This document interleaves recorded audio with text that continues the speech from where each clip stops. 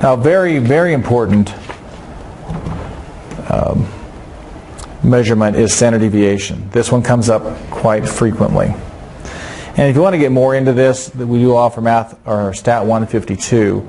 It's a statistics class. You can delve much more into this process. Now, I don't have a problem with using a calculator to find these values. Okay, I'm going to move this up a little bit. Standard deviation. This is the measure of how much the data differ from the mean. It is symbolized with S when you talk about a sample, whereas it's the sigma, lowercase sigma, whenever it is the whole population. So S equals the square root of the sum of x minus x bar squared. So x minus the mean squared, the data point minus the mean of the data squared over n minus 1. So to find the standard deviation, find the mean of the data. Make a chart having 3 columns: the data itself, the data minus mean, and the data minus mean squared.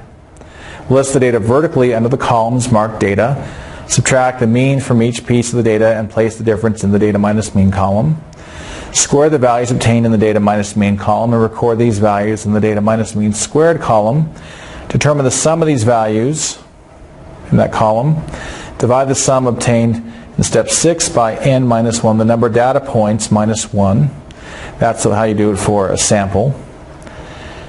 Determine the square root of the number obtained in step 7. This is the standard deviation of the set of data.